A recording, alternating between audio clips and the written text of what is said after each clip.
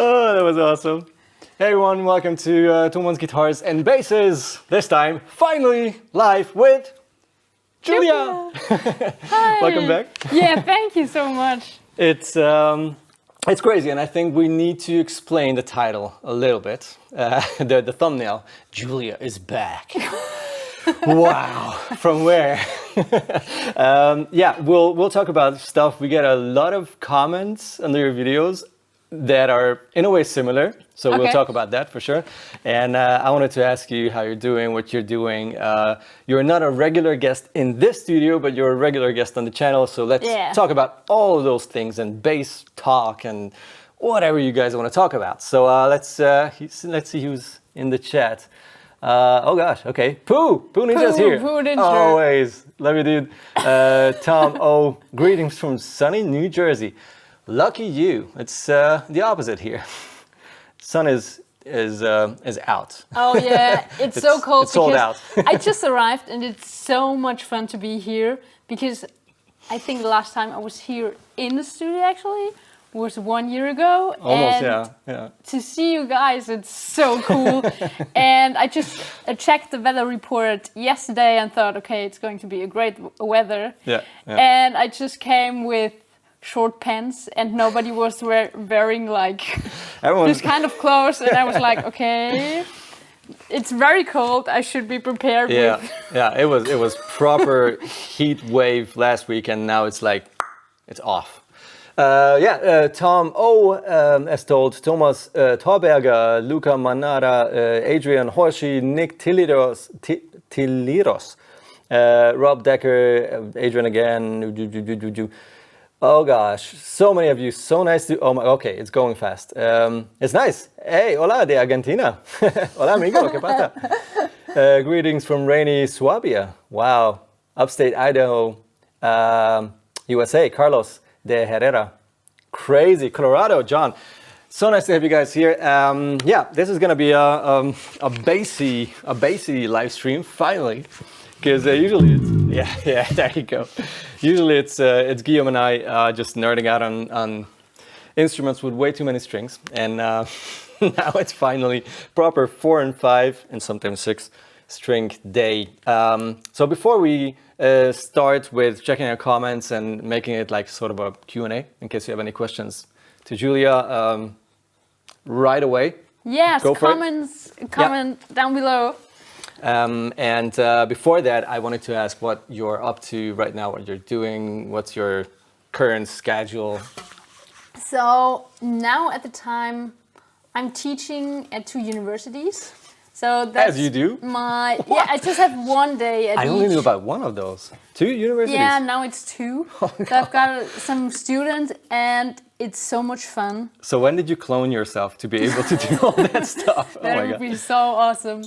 But I have students and it's so much fun, but also it's so much work to prepare stuff, and because they're really good, so I have also to keep up and say, hey, okay, check out this, or there's some different styles I was not into like they are. So I also have to keep up, and it's really cool, but you really have to prepare really well, and I just want that is structure, and I give them as much I can give them to survive.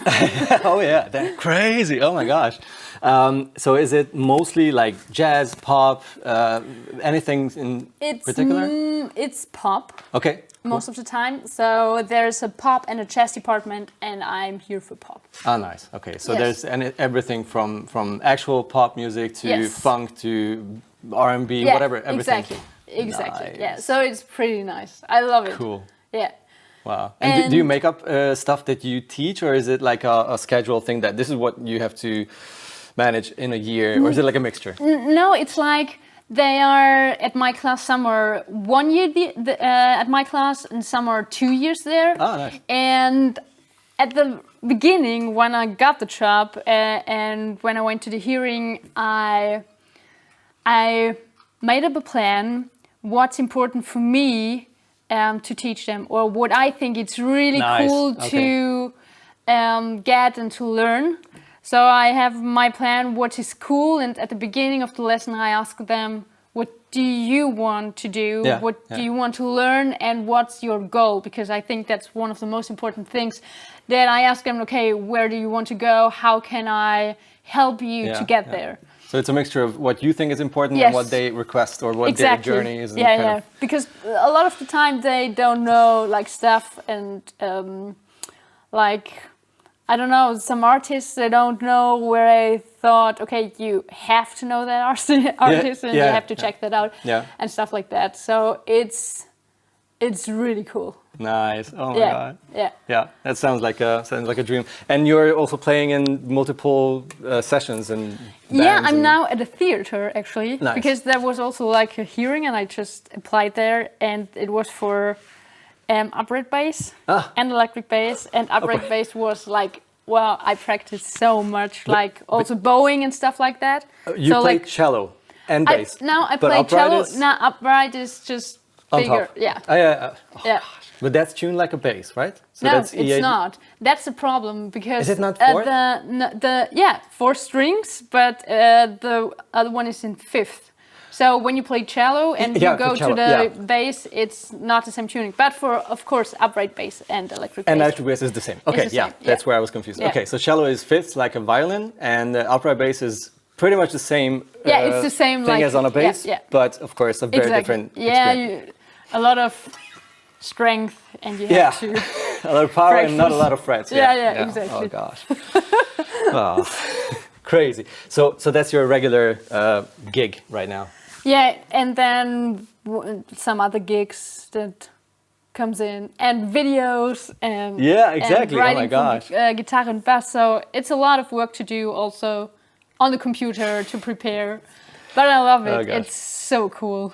Awesome. And when you're shooting your videos for our channel, you are in your space and you're recording most of the yourself, time. Basically. Yes. Right? Yes. So that's something that But it's really cool, because Lukas is most of the time, every time he's with me on screen, and then we're doing this stuff together, and I just love it to explore, to get to know new music, and just to play with it. I just love it. Yeah. It's such a different thing, right? No, like the offline world and the online world. Yeah, exactly. Mixing that is kind of a strange experience.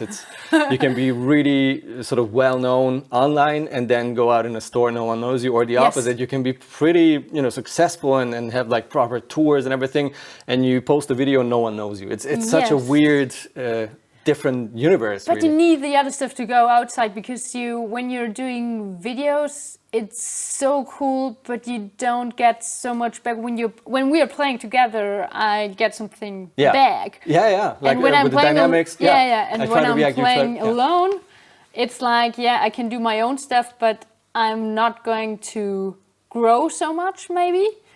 So I always go out and say, hey, do you want to play with me and just get some new stuff? Exactly. I think it's a very different experience. I kind of compare making a video for like YouTube or whichever social media to a studio recording experience.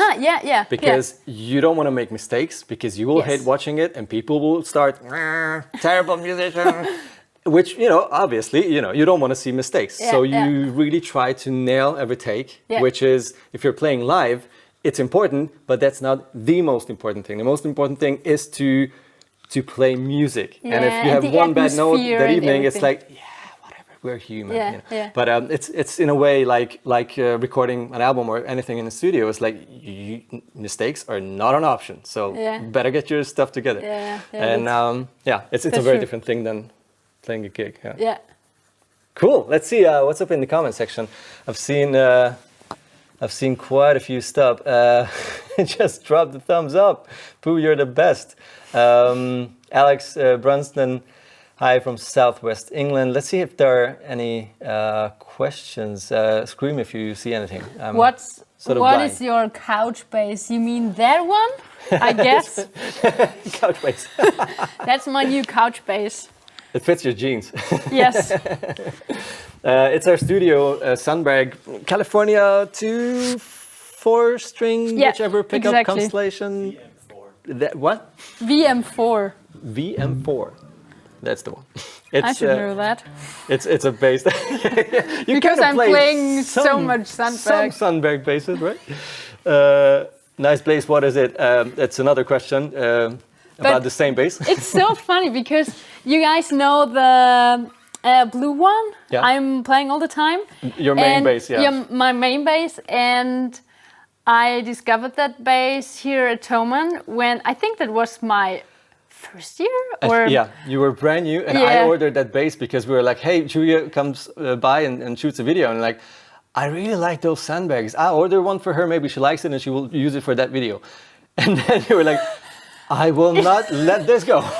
I take this home and I will play somehow. I played it for 5 minutes and I knew it was this bass.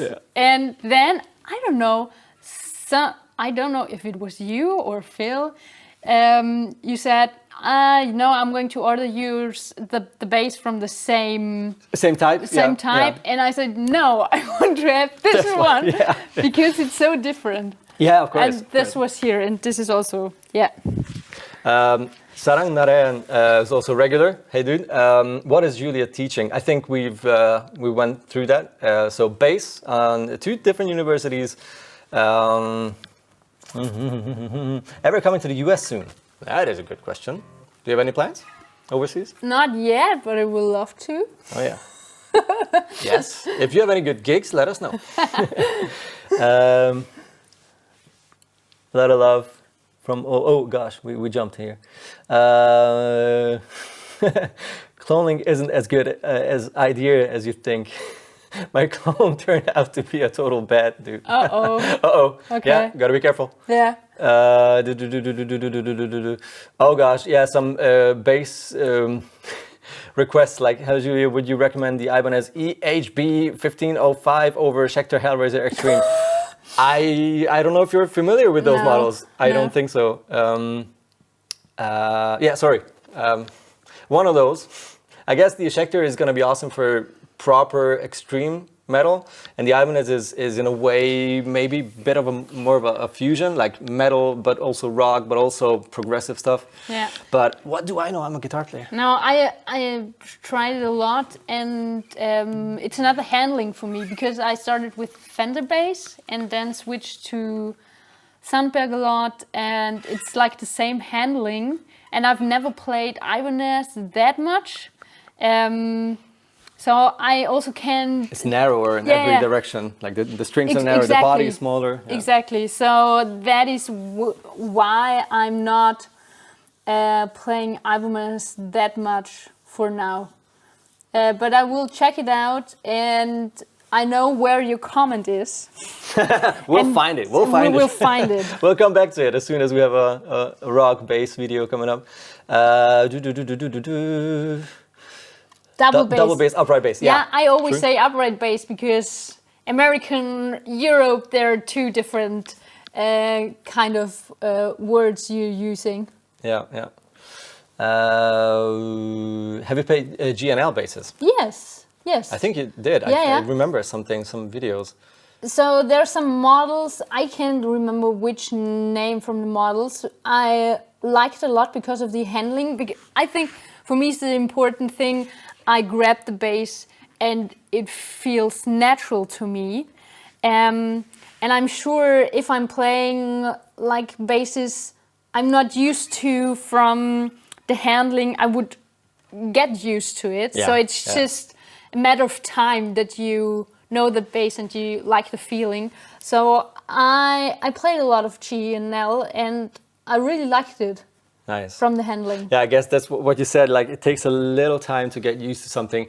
That's, I guess, what you don't really have time to get used to something because of being busy. You kind of need a tool for the job, and if you have these instruments that will work, and you don't have to double check if it really does the job, if you feel comfortable, if it does the sound that you need. You just grab something that will work, I guess, right? Yeah. And you have your P-bass style, you have your humbucker, maybe you have your jazz style, and then you grab that fits the situation. Yeah. Exactly. the bass face got some love. I love your facial expressions while playing. Yeah, that's I even can't control it. It's like something.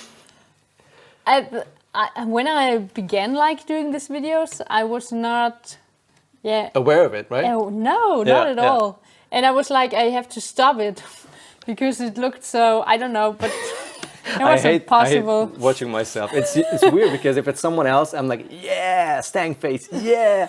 But if I look at myself, I'm like, oh. Yeah. But hey, it's completely different. Yeah, it's like listening to your own voice. Like someone records you, and you hear your own voice. You've heard it because of the videos, I guess. Exactly. It's like, oh my God, this is how everyone hears me. Oh, it's terrible.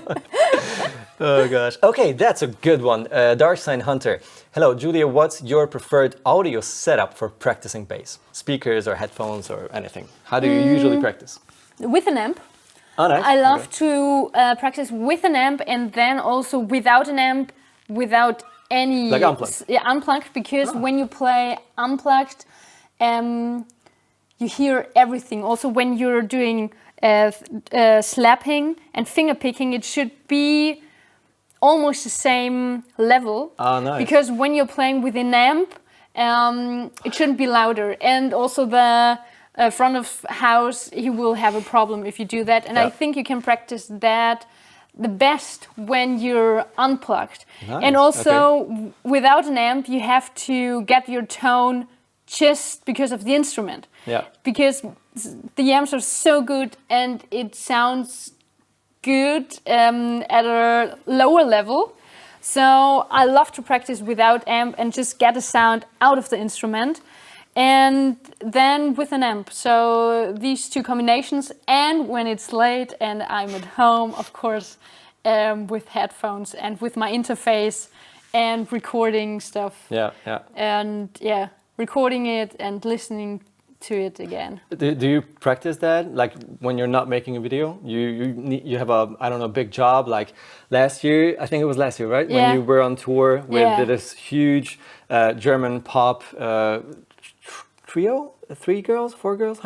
Now it's 4 girls. 4 girls, yeah. It's like a huge, like imagine Spice Girls, but in German, or in Germany, I should say. My mom actually English. Thought I'm going to play with Spice Girls. Woo, with Victoria Beckham, and no, not Mom. Exactly, but close. It's the German version. And like when you practice those parts, do you record yourself to listen back for timings and? I'm always preparing myself to. I mean, you all have to have it by heart and playing it by heart, and then I'm also practicing at home with my eyes closed and imagining that there is the whole audience in front of me, and also how I move. I'm also practicing before on stage with my clothes on that I will wear then. Oh my God, you go way in. Wow. Because sometimes it's such a problem when it's too, I don't know. It's not comfortable. It's not comfortable. Yeah. And then I know, okay, now you have to go for something else or just get used to it. So I'm doing this stuff before a really important gig. Yeah. And I do a lot of, I try to practice with my mind. Okay. That I'm not so nervous then, because sometimes I'm really nervous before a concert, because I was, I think, the first or the only musician in that band that was new. So everyone... No pressure. Yeah, everyone knows how it should sound without me. And they already know the program, and I just was new. And I know, okay, I have one chance that they like me or not. Yeah, the first impression is everything. Yeah, exactly. So I try to focus on that and just have fun, and that I'm not nervous, and I practice that at home. And Did you also have some dance moves? Like, did the band also do some? Yes, we did. I've seen something. But but that was, I think, awesome. That was the 5th or 4th stop, because they had a choreography, and I love to do that stuff. And I just watched them, and I thought, we have to do that. So You practice it. Yeah, I said to the guitar player, please let us do that. It's so cool. Come on, get yourself together. But it's really hard to like play and do the moves, so you really have to practice that also. Oh yeah. Because it's like singing and playing is also... Oh yeah, that's double trouble, literally. Yeah, exactly. Definitely. Crazy. Right, here's Barry, also regular. Hey dude, Julia, who would be your top 3 bass influences? Ooh, no pressure. Top 3. I guess it's hard to choose, right? No. My first one was Victor Wooten. I was just so... That was when I was 16. I was so flashed.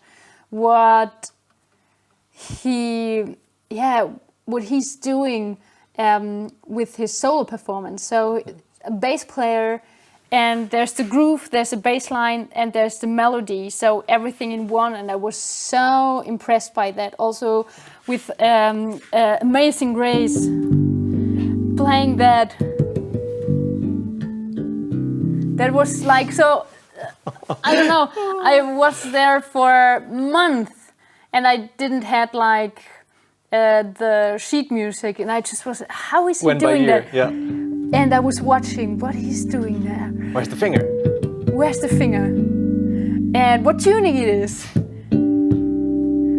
And it was so beautiful.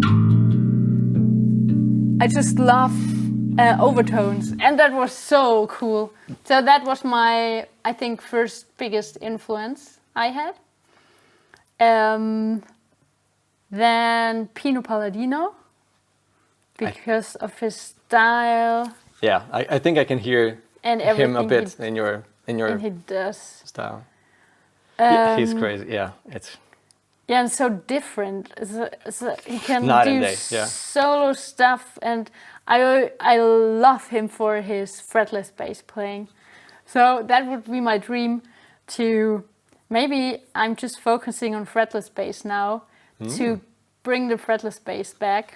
Because back then it was really cool to have fretless bass on the album. Yeah. So I thought, wow, it would be so cool if fretless bass, I don't know, has a revival or something like that. Yeah.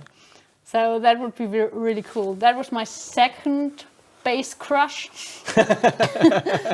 And my third, that's hard. Tall Wilkenfeld. Oh, okay. That was also, wow. I think these 3 were my 3 biggest influences, because Tall Wilkenfeld with Jeff Beck. Yeah. It's again a very different approach. I was totally flashed about the performance and the solo with Jeff Beck she did. Yeah. And her timing, everything, and she was like 18 or 17. Yeah, crazy, And went to America, and I was like, I thought... I could imagine that. I could skip school and go to America, and my dad, No, No of course way. not. So I think, 3 big influences. Funny that you said Victor Wooten is the first one, because even though I'm not a bass player, I absolutely love everything about bass playing and bass sounds and good bass players. And I had a crush on one of Bela Fleck, banjo player, concert, like live DVD or whatever. Also where Victor Wooten played the Amazing Grace solo and some other stuff. And I had goosebumps for hours and skipped crazy. back and back and back and rewatched them, like, oh my God, this is That's insane. That's so beautiful. And also what I love most about his playing is the harmonies that he does, whether it's overtones, or like actual grabbed chords, and his melody. Like, of course, his double thumb stuff is like so impressive, but I wouldn't mind not having that. I love his music. Like what's inside his head, all the harmonies, and that is the most beautiful thing. Yeah, but I just thought, Victor Wooten, he's a genius, and then I just learned, I wasn't aware of that he stole it from Chaco. So, I mean, of course he did all the overtone thing, but Chaco before did all the flageolet thing and overtone thing, and there he got the information, and then was, okay, that was his inspiration. So I didn't know that before. Yeah, that's so beautiful. I guess that's your sorry, Amazing Grace. Yeah, I should have played it a little bit slower. If you want to, if you have it in your mind still, you can go ahead. I think I just try to play it a little bit. Go for it.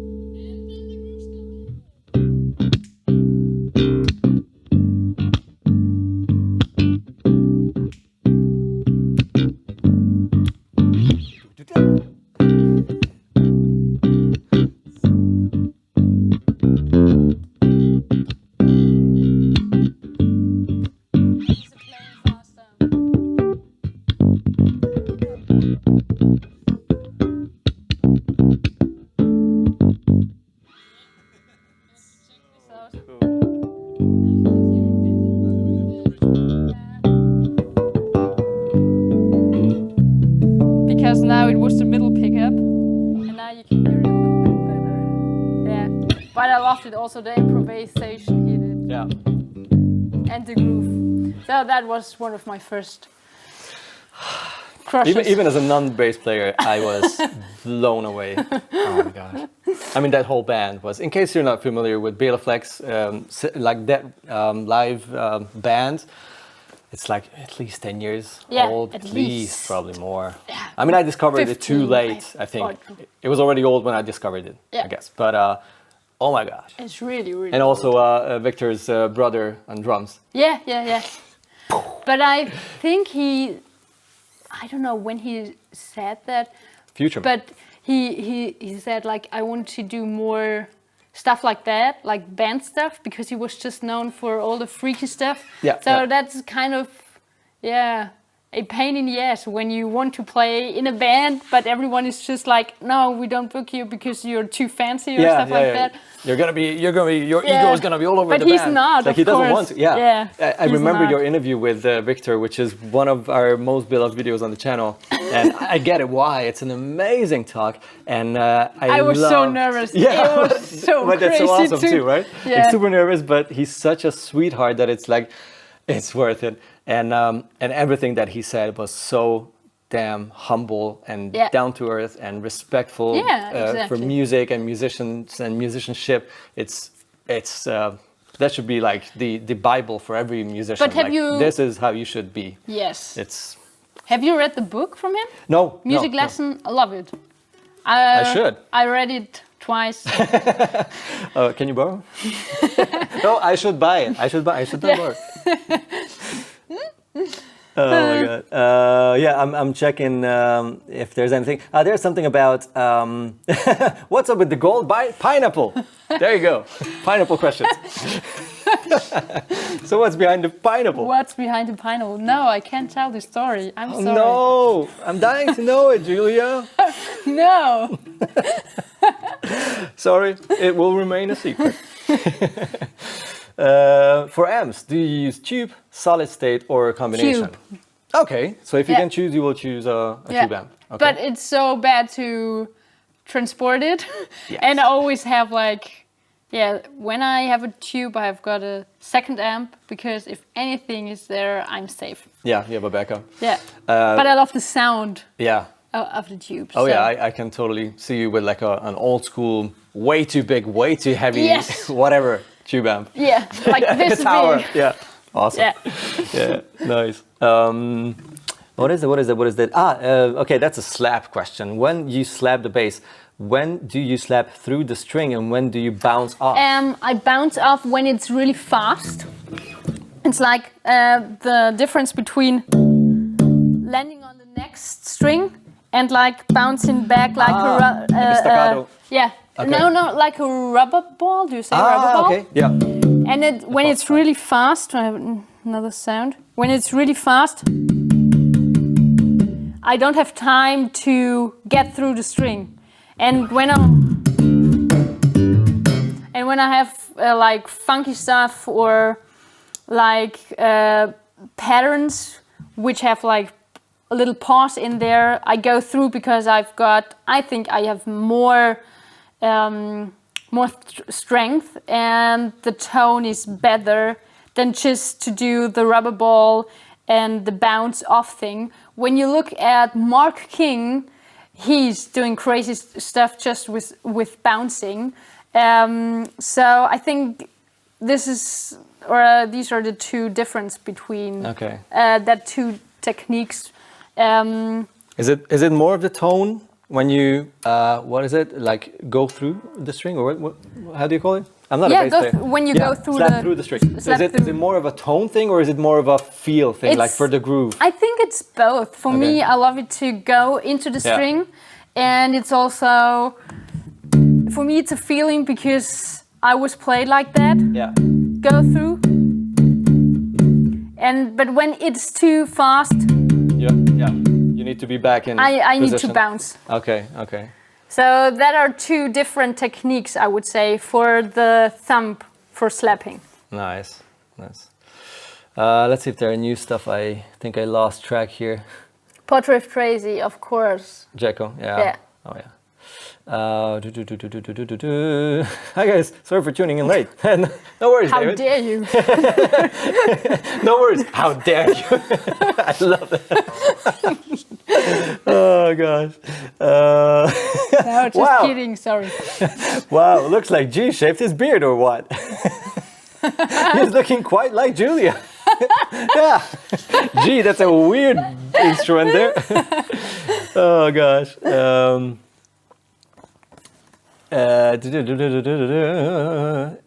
Any tips on using pedals? I'm looking for an octave pedal, trying to make a choice.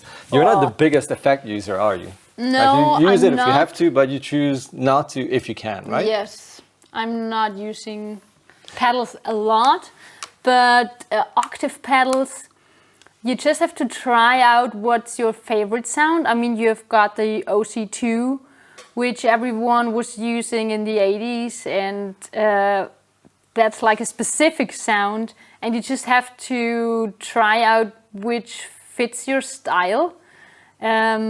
So I would, if you have the chance, just try out every pedal, plug in, play, and choose your favorite one. And also, of course, with band, just because sometimes it's so cool to play an octave pedal at home, and when you go on stage, it's like I can't hear myself. Just a mess. Yeah. what's up. So.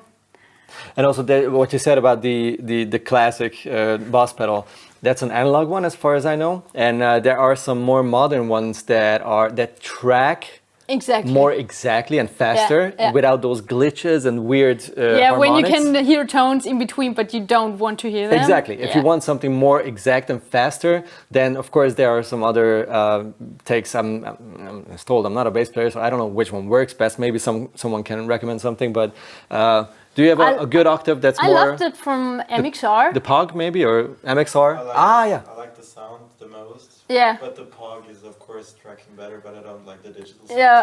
I don't like the POG because of the digital sound. That works really, really well for guitar because it sounds almost like an organ. Yeah. But that's the thing. Sounds like... On the bass, it might just react differently. Yeah, because it sounds like...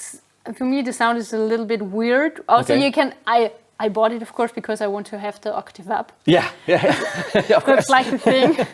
But the sound, I don't know, it's so digital high. So I really love the sound of MXR. The MXR, okay. And of course, OC2. Yeah. That's a cool sound, whether it works for your music or not, but that's the OC2 is just like... That's it. It will work. It will work. It will do things, and you might be able to make really creative stuff. Yeah, the MXR Bass Octave Deluxe. Yeah, exactly. I guess that's the exact MXR one that Phil, by the way, off camera, our team leader and colleague and the camera dude and legend, and Julia were talking about that one. There was something here that I wanted to ask you. No. What was it? That was the one. Yael Zhang, probably butchering names. How do you mute your bass when you're playing a 5-string? How do you mute your bass when you're playing 4 strings? Because your thumb only goes down to the E string. Mm-hmm. So you have a 5-string, and you mainly only use the main 4, the A, E, A, D, G. And what's up with the B? How do you mute it? Do you have your thumb there? Do you have your index there?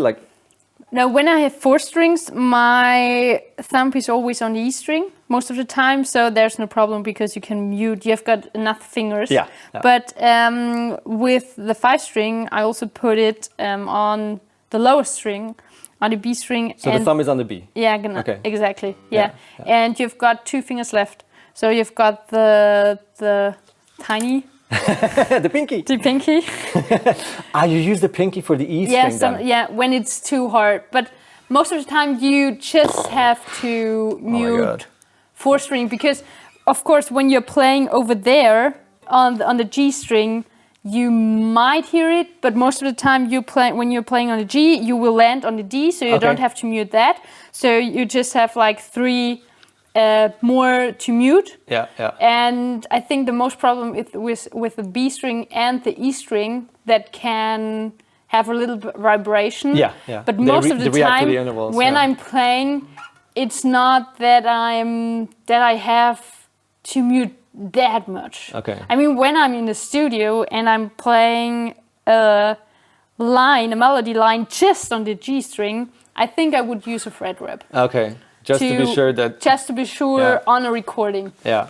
But otherwise, I just need these 2, and that's it. Yeah. But you don't use the side of your hand or anything. It's too narrow then, right? You don't have the freedom anymore. No, I don't have the freedom. Put down. Okay. Exactly. Okay, so just when I'm playing palm mute. Yeah, sure. Like a thumb or pick or anything. Yeah. But not because I don't have the freedom to play like I'm used to. Yeah, sure. Okay, cool. You cannot use pedals. Of course I use pedals. We don't allow her to use pedals. No, when I am playing a gig, I just have like my preamp. I have compression, but not always on. Then I've got an octave pedal with me. Then maybe an overdrive, depending on what style.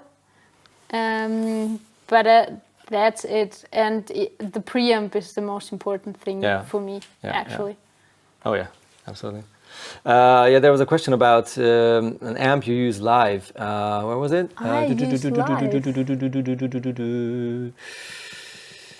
Why do I always lose comments. Yeah, here you go. Mino Pendev, Julia, what amps are you using live? Do you go line usually with a preamp, or do you use amps if there's space for it and you can be loud? We use both most of the time. So I've got my pedal, and then we have got one that is directly with my my preamp. Okay. And then a second one from my amp. And then it's going to, then it's mixed together. Gotcha. And what is the amp you use usually? I love to, but this is an amp that's not existing anymore. Oh, okay. So it was a Benz I used a lot. Gotcha. Okay. But isn't that Gensler? Like the same family or like? No, it was bought from, I think, 8 years ago or something like that. It's like mark space for just going there and don't need when it's a smaller gig. I just carry that around. And sometimes with big shows, it's often that they don't like an amp on stage anymore because they don't want that it is too loud on stage. So sometimes it's just, okay, plug it in, no amp, and preamp pedal, go. What were you using? I think I've seen it. What was the preamp? Do you remember, Phil? Well, there is a rig rundown on it. Yeah, exactly. There's a rig rundown, and I edited that video. Why can I not remember? Was it maybe an Angular, Angular, or the Finnish brand Dark Glass? Was it? No, you had a drive from Dark Glass. I have a drive from Dark Glass. I had a preamp there from Rheingold. Gotcha. But I also have the Aguilar.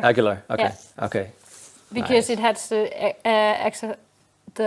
output. The bounce, like the output, the XLR output. Yeah, I mean that's kind of a big help because then they don't need an extra DI box. They can just literally plug it in the cable jungle and have the signal nice and clean. Dear Julia, do you like? And now that the answer is here, let me ask the question. Hellboy asked, Dear Julia, do you like your string action low? Yes. Is this too low? Is this nice? No, that's nice. That's really nice. Okay. Yeah. I mean, you sent me... That is a low action, yeah. It was a lot of fun because the last bass you sent me, it was, I don't know, this Sting bass. You sent me one and you did the action. Yeah. And it was like, how should I play on this bass? It's like for guitar players, just like super low, super low, and I'm really playing low, but that was too much. Yeah, I know. I'm used to different size of strings here. I think it was this is a really low action for bass players. If you're a guitar player, this is gonna be too high for you. Just to put it in perspective. No, I love it. I guess this is like 2-point-something millimeters at the 12th fret, which is on the higher side for guitar players, and that's a very comfortable setup for bassists. I do not know how much that is in inches, so sorry. Not a lot. That's because when you're playing 2-3 hours, it's better that the action is low. Yeah. And it feels more comfortable to me. Preamp from, but we answered that. Aguilar and what was the other? Not Humboldt. What was it? The preamp pedal? Rheingold. Rheingold. Yeah.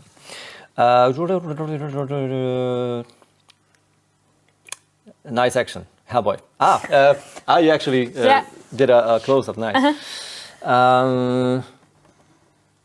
Okay, that's a good one. No. Best name. It is literally the name. I'm mainly a guitar player and mostly use a pick on bass. Should I bother learning how to play without a pick? Yes, of course. Yeah, I think so. Yeah, it's a totally different sound. Yeah. And it's not like, don't let anyone tell you that if you only play pick, you're not a proper bass player, because there are tons of really, really famous and successful. So many. In whichever style you're looking around, you will find pick players who are awesome. it's just one side of the coin, really. That's the important part. That there's you will get a another different world. voicing. There's a really beautiful world waiting for you behind that pick.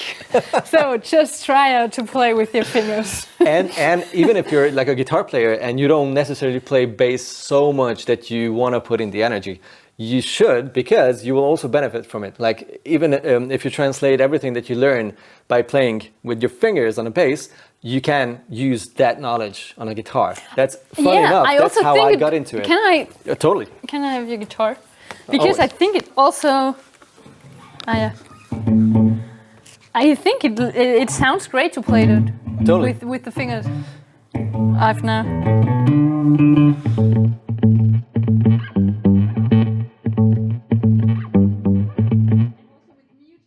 That when a guitar player is like just with one finger and muting the rest of the string with the other fingers. Yeah.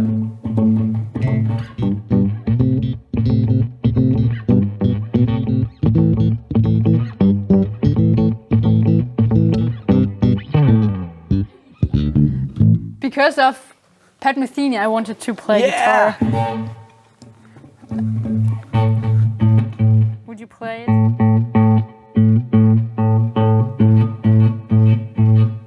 Okay, that's cool. That's the coolest point.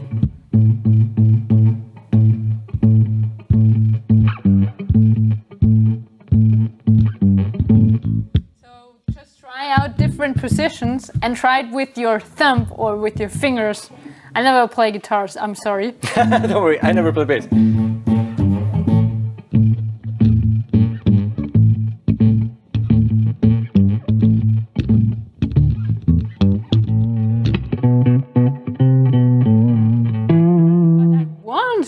Right? Yeah.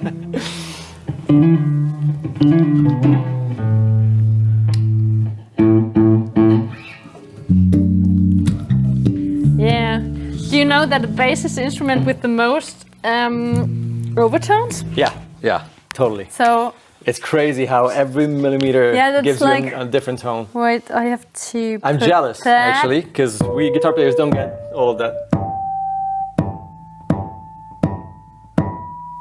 So you get a lot, but this is it's like a full in between. Scale. Huh? So it's really crazy how much you can get out.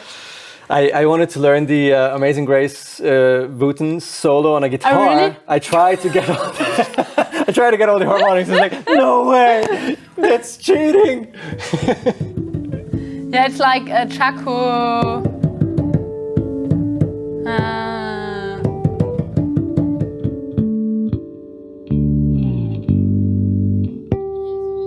many.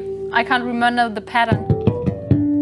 But also so many stuff from overtones. Yeah. It's beautiful. In between, so half. Yeah, halfway between the frets, and then every millimeter gives you a different overtone. Harmonic. Yeah, it's such a cool thing. Yeah, and also the timing. Like even if you usually play electric guitar with a pick, obviously you do that. But because I started playing and just fooling around on the bass, and also I started working at Thomann in the guitar store, and I always lost my picks, so I had to stick to what I had. That combination opened to me as a guitar player a new world, which changed everything about my playing, because all of a sudden I was not forced to just use this little edge here, but also the rest of my fingers, or just leave the pick away and just use the fingers. And like in the intro jam, when I played the chord progression, I barely used the pick. Cool. I always slide it in my hand and just go for... Yeah, I love the sound.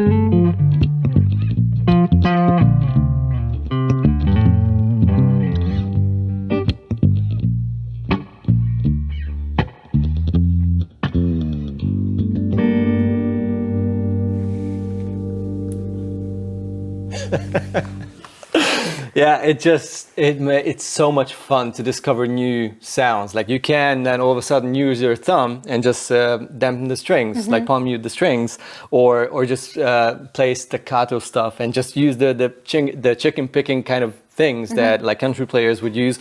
But you don't have to use it in country. You can, of course, but you can do like these kind of groovy whatever. What was this like? Rhythm and blues, or what is this thing we played? What would you call it? Funk, pop, whatever. You can do whatever poppy. with it. Even if you're playing high gain stuff, you can totally use And your also fingers. octaves. Oh yeah. It's much easier to do it with fingers. Yeah. Yeah. That's with the pick. It's a pain in the ass. Yeah. Yeah. Totally. Oh yeah. Yeah, there are so many great guitar players that use only fingers. Totally, absolutely. Like my favorite, Richie Kotzen. It's such a crazy, and also obviously Jared James Nichols. Such incredible blues players and like hybrid fusion rock, whatever players, just fingers, and they play like proper rocky high gain stuff sometimes, and it just sounds amazing. Such a clean and different, articulate tone just because of the way they pick, and they never use a pick. It's awesome. Dang, sounds so cool. Thanks so much, Charlie. Wish I could play guitar, but my time is already taken up by bass and piano. That is a good excuse. Don't worry about it. Sound like John Mayer. Okay. Yeah, well, I could imagine him in maybe the blues trio, groove something like this.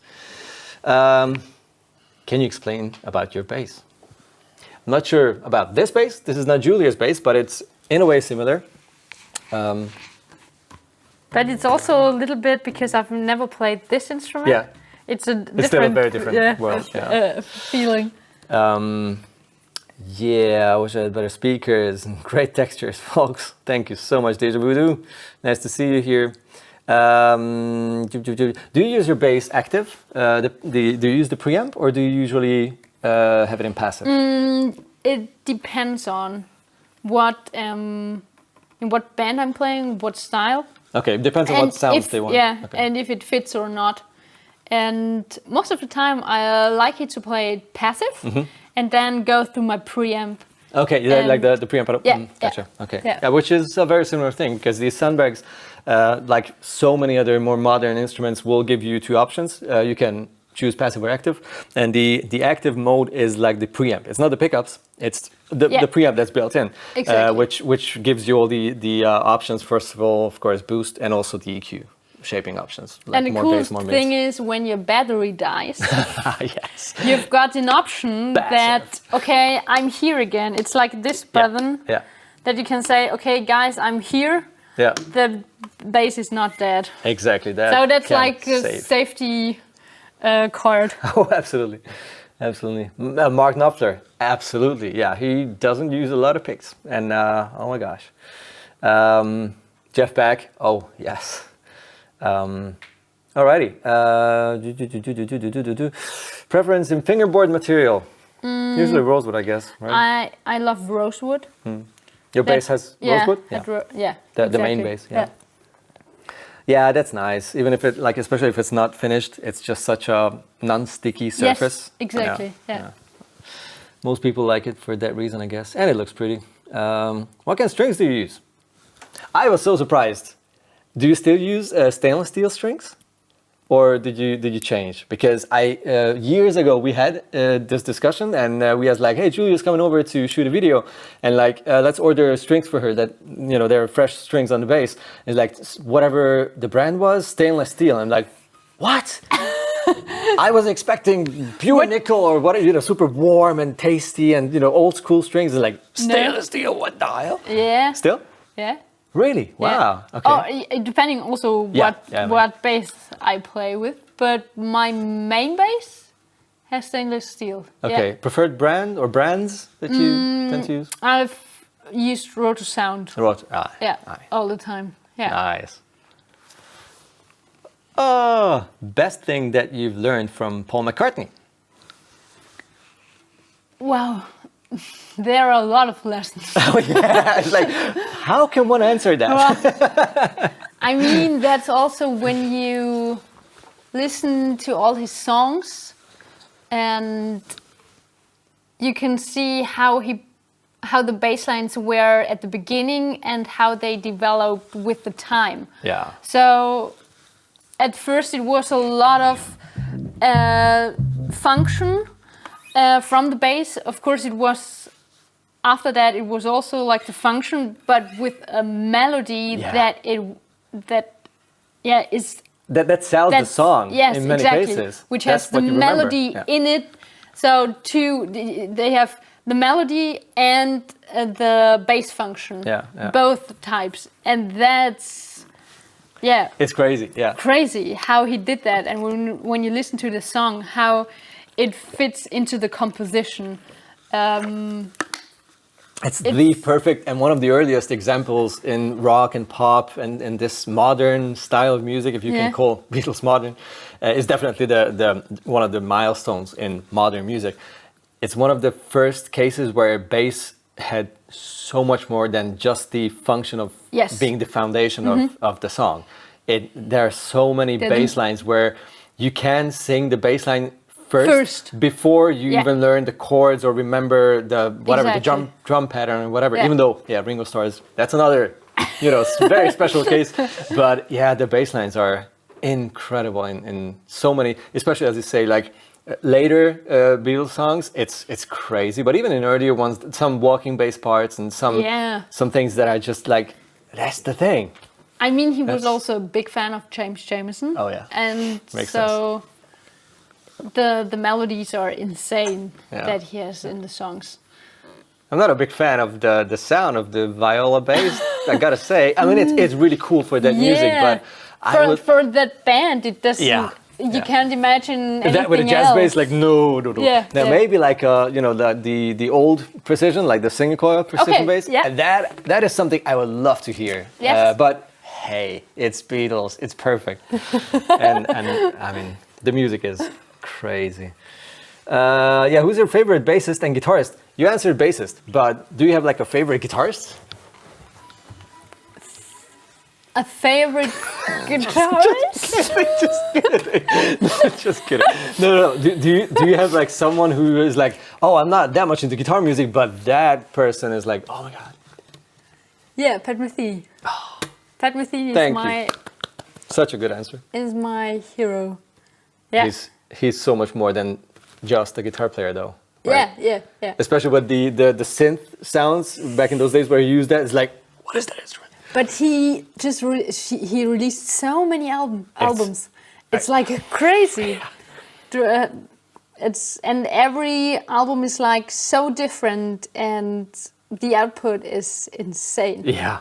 I don't know what kind of channeling he has to have all that music in him. It's crazy. And also the stuff with the acoustic guitar is also so beautiful. What do you think of Warwick bass guitars? And then also Rickenbacker. When I'm thinking of Warwick, I have to think of the Star bass from Bootsy Collins. Yeah. So that is my bass I played. I think I love the sound. They have a different body shape. That's also something you have to get used to, because also when you're sitting, that it feels good and it's on the right position.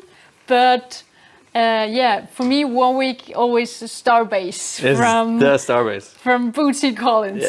Yeah, but that's cool because if you have like a connection to, for example, a brand, that artist and that sound, that is, that's already like perfect. They made it to connect with a person, with an artist and a model. I want to have it. Oh, come on, no way. For those of you who don't know the Star bass,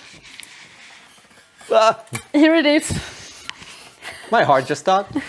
Oh my god! It suits you though. Yeah, but it's like you have to get used to that. That you don't. I don't know. Worst position for that one. Either word. Here. That's perfect. Yeah, that's perfect. Okay. Or here. Okay, you need to stand up. But it's like no. When you stand up, it's like the head is heavy. Ah, okay. So it's Yeah, because the body isn't so big, so that's a little bit the problem with that. Yeah. But I mean, it's a statement. The Star Race, I mean, it's awesome. Oh wow. Oh, Lukas Beck, thank you. I will not even read this out loud. I don't deserve it, but it's sweet. Has Julia ever used foam for muting? Asks Ethan. Yeah, for stuff from James Jamerson, because he also used it and I want to have the sound. And sometimes I put a sock. Oh, nice. Because I didn't have a foam. Because sometimes, because the foam has like two surfaces and one is very rough and you have to be sure that you don't damage. You don't want to scratch the instrument. Yeah, sure. Exactly. Okay, so I just used a sock. Yeah, that also. It's not going to scratch anything. That worked also very well. But most of the time, I'm doing it with my wrist. Yeah. Also with the pick. Actually, you inspired me to play that more and try that more, like muting and playing with the Thomann bass, because I only play bass when I make like an intro track for my videos, and then someone has to play bass, and I love playing bass, so I'll do it. And I tried and played so many backing tracks for myself with the muted thumb, and I love it. And you were my inspiration. Wow! No, really. I mean, I knew about it, but I've seen you obviously in our videos, and like that is such a cool sound. Yeah, and I love it. I need to try that. Yeah. So cool. A sock? Nice. Inspirational. But it's a sock from my grandma. It's a special sock. It's like the golden pineapple, not just any pineapple. Okay. There's something that could be actually really useful. It's Adalberto Schuck Jr. Question: I had to stop playing because of a left wrist injury. No. How do you cope with this kind of work stress damage? Yeah, okay. Did you ever have any issues or? Yeah, so guys, I think it was 4 years ago, I broke my wrist.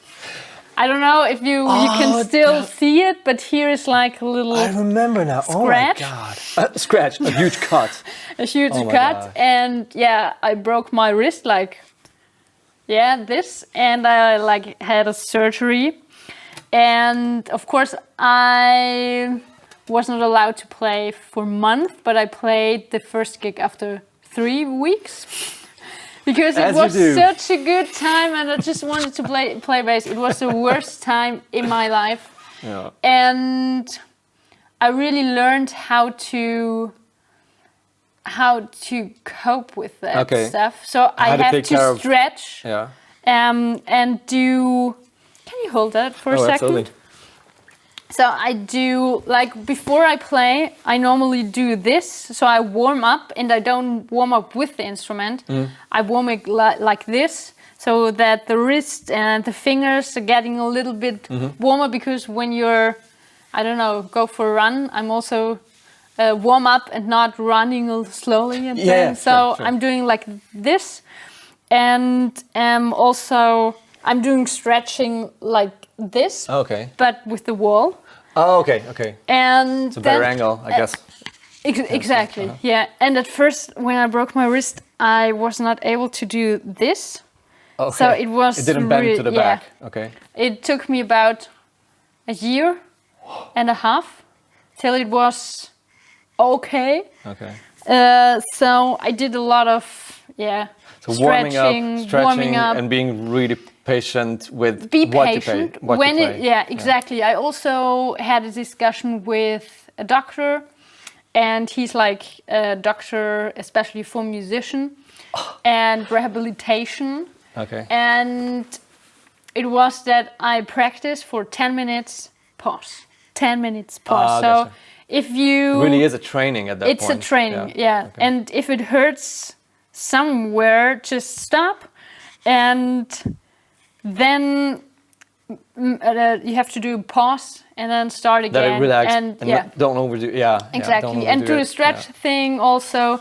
And this is also the problem when you're playing a lot. So stretch that one. Yeah, that's the classic issue with whatever mouse, clicking mouse, or writing on a keyboard, playing the guitar, playing tennis, playing bass.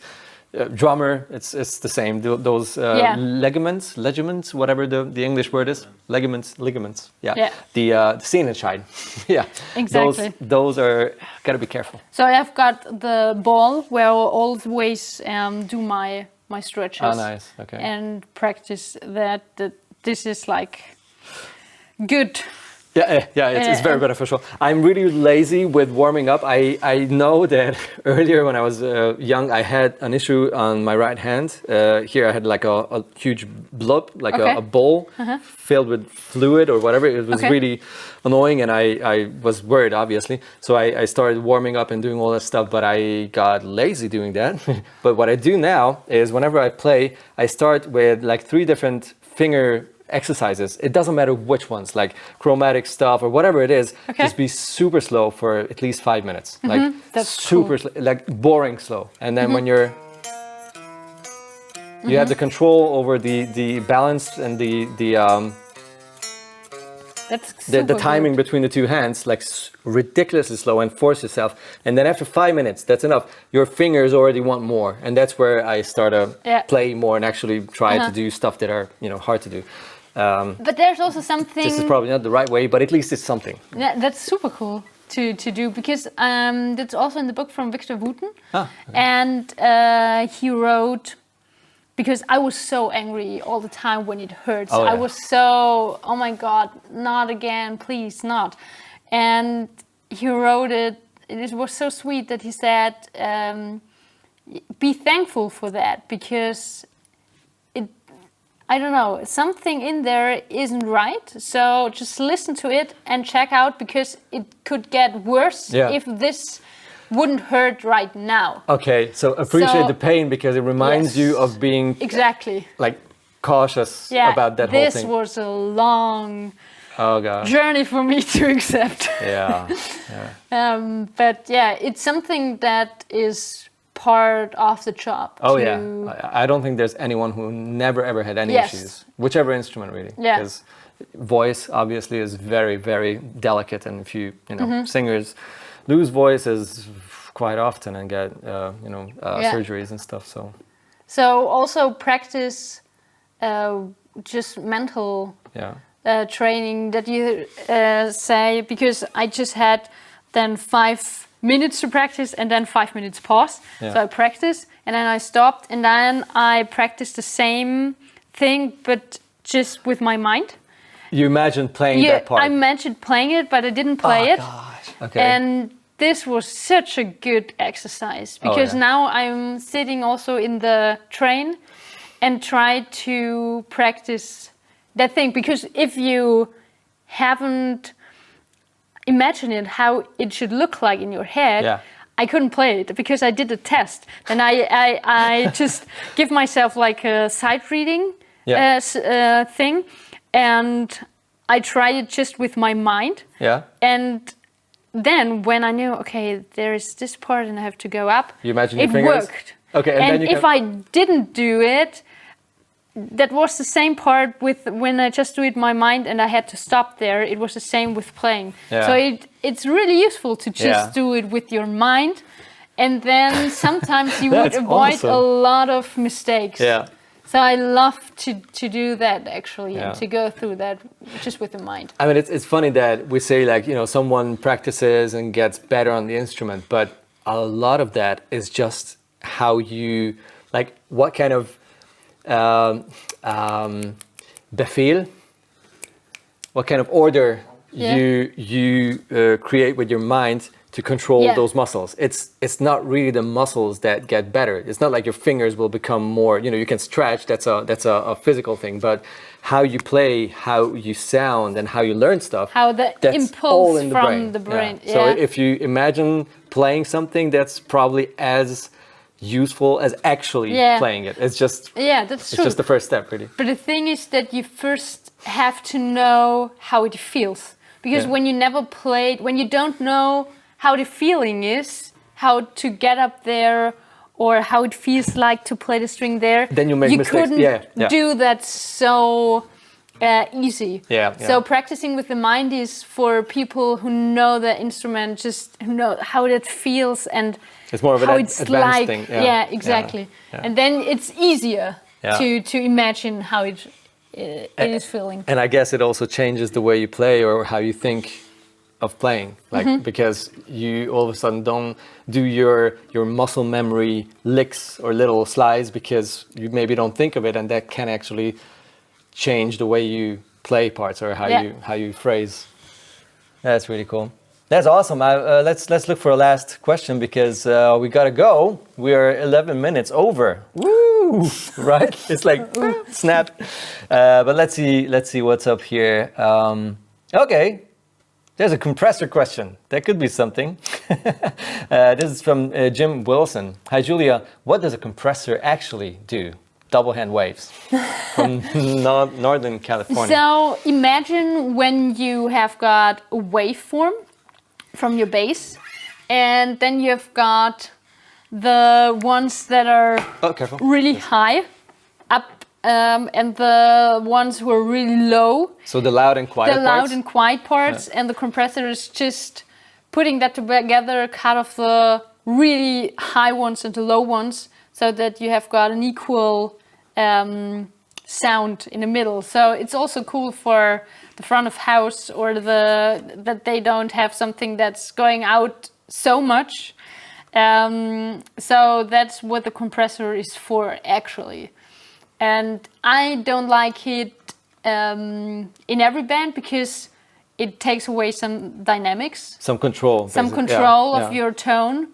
And that's why I love it playing with pop or stuff like that, bands. But I don't like it if I need a lot of different dynamic exactly. levels, and different levels, exactly. Yeah, and I think especially for a bass player, but also for a guitar player, it's nice. It's very good to practice without a compressor, and then use it when it's the right thing to do. Like for example, if you play guitar clean live, can be the worst experience ever because it's so uncompressed that you kind of feel like you have to play like this, especially single notes. Like you play a chord. Yeah. This is fine, and then this just gets lost because it's single notes, and you just don't have enough volume. So you feel like you have to do this. And for those parts, like pop or rock clean parts, it's awesome to have a subtle compressor on. But as you say, it depends on the style. Because if you play, for example, something that's more jazzy or more relaxed, and actually wants to be dynamic, then it kind of kills the purpose because your quiet parts will not be quiet anymore. Yeah. Which, as said, if it's a full blast band, it's a good thing, but not that much if the drummer also reacts to how you play and you want to be quiet. And it's good to be in control, but it's a huge help in many cases. Yeah. Nice. That was awesome. And I can still see many questions and highs and reactions and everything. So. That's awesome to see, and thank you so much. And sorry if we missed your question or reaction. We highly appreciate every single one of you, and thank you so much, Julia, for joining us. Thank you for having me. Finally, this was long due, I guess. So cool. So we'll repeat it as soon as we can. Julia is, as you now know, really busy driving train everywhere, mostly all over Germany and Europe and Austria and everywhere. So it's not that easy to grab her actually and put her in the studio. But whenever we can and you have time, we will do it again because it's awesome. Luz says, we love you, Julia. Thank you. I love you too. I really appreciate all the comments from you guys.